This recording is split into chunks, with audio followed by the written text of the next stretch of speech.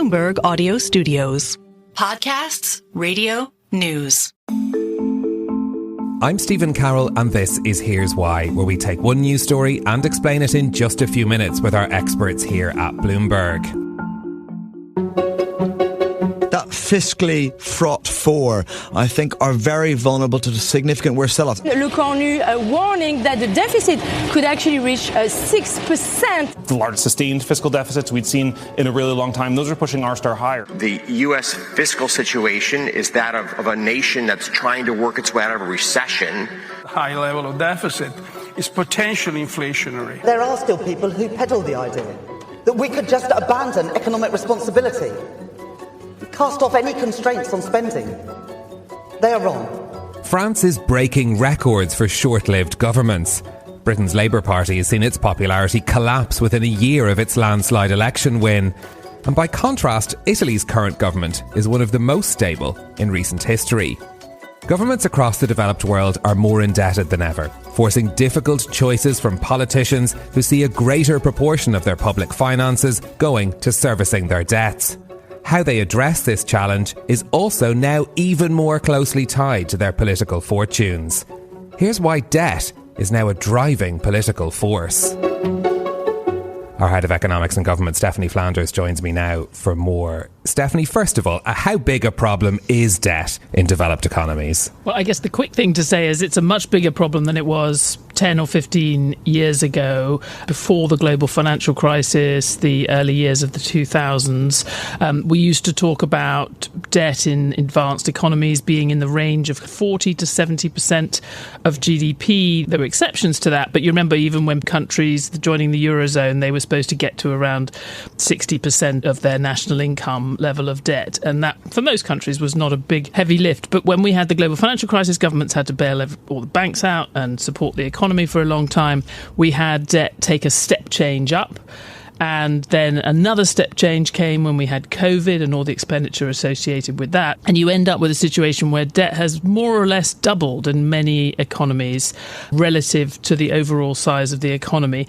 What's funny is that although the debt rose quite significantly after the global financial crisis, it's really only been a problem recently because you had a combination of high debt and interest rates going up. You had an amazing situation before that where although debt has gone up a lot, the cost of servicing that debt had been going down and down and down. You know, we went into this era of sometimes having zero negative interest rates, and that was making it very easy for governments to ignore the problem of debt, the big stock of debt sitting there, but no longer.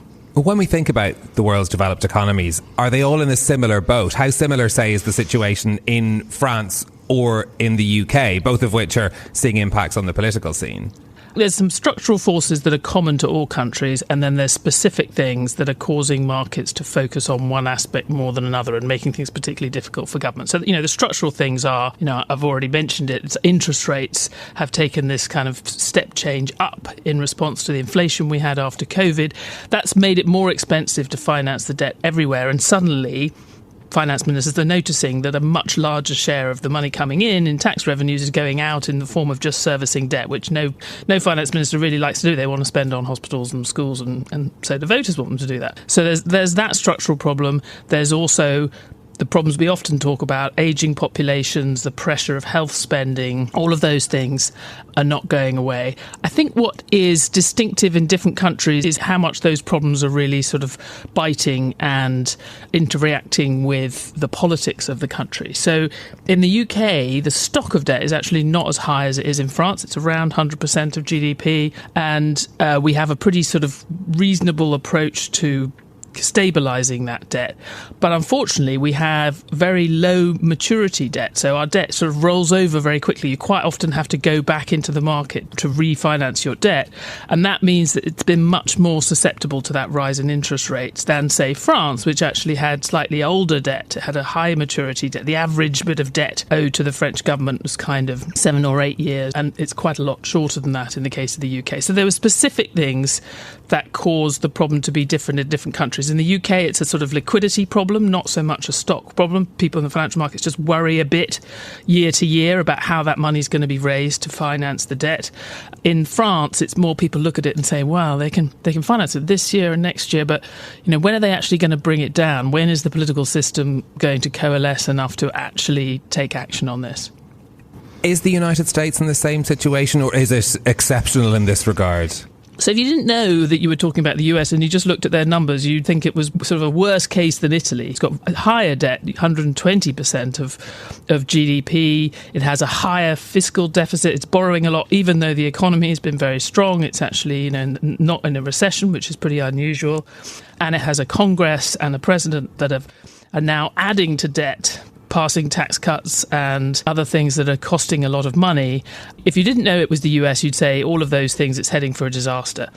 What the US, of course, is exceptional. And one of the big things it has in its favour is the dollar as the reserve currency for the whole world. It is also often a safe haven for financial markets. And probably most important of all, it's been growing a lot faster than the European countries I've been talking about. So it doesn't have to work so hard to finance that debt year to year, even though it is growing and growing. And people do wonder whether the situation is going to shift in the next few years in terms of people worrying a lot more about the US. But at the moment, surprisingly little.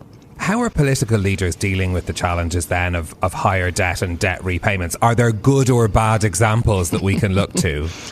I was thinking about this, and all the good examples I could think of, they all seem to be a long time ago, and there's very few good examples today. So if you look back in the early 90s, Sweden had very high levels of debt and actually had an interesting time where the Social Democrats, the left-wing party, said, look, as long as we haven't got on top of this debt and spending, we're going to be beholden to the financial markets. We won't have our own freedom of manoeuvre as a country, and we won't be able to do the things we want to do. And they took some really difficult decisions. At various times, other countries do that. We even saw it in the US in the 80s.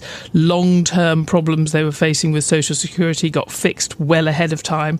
In the UK as well, we had changes to pension rules that actually long-term reduced the cost of spending.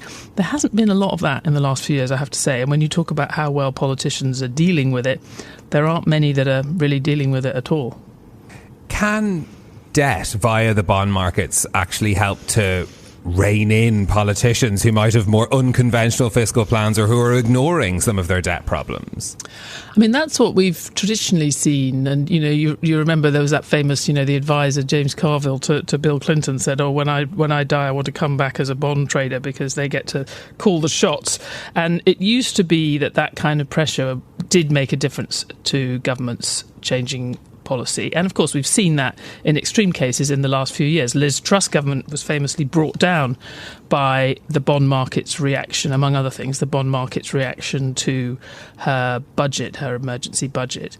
But if you look at the US, as I said before, it just doesn't seem to be operating in a way it might have done in the past. I mean, the US is the only developed economy to have seen its 10-year cost of borrowing actually go down slightly since the start of this year. I mean, it had gone up a bit since before that, but when you think about how much debt has now in the future is going to go up as a result of Donald Trump's big beautiful bill and the sort of lack of responsible policy making in Washington, it's in a way the bond market's kind of letting the US off the hook. Do we have any conception that voters are making political choices because of the debt problem or paying attention to it in a close way? I mean, the curious thing about this is if you look at opinion polls, the majority of voters, and probably more than a few years ago, are worried about debt, say it's a big problem that the government needs to fix. In the case of the UK, people more generally are sort of worried that the government has kind of lost control of the economy, or at least has lost the ability to do the things that it wants to do because of this bind they're in over debt and the low level of growth. But then you look at what voters actually vote for, and by and large, they haven't shown a great desire to vote for parties that are promising tough decisions. In the UK, one of the things long-term that's really affecting the structural increase in spending is the pensions triple lock, this commitment to always increasing the state pension by either 2.5% or the rate of average earnings. or the rate of inflation, whichever of them is higher. It's been consistently rising, the pension spending as a share of pretty much everything, but no party, even when they pay lip service to wanting to control the debt, is willing to say to voters, you know what, that's got to change. OK, thanks to you, Stephanie Flanders, our head of economics and government at Bloomberg. For more explanations like this from our team of 3,000 journalists and analysts around the world, go to bloomberg.com/explainers. I'm Stephen Carroll. This is Here's Why. I'll be back next week with more. Thanks for listening.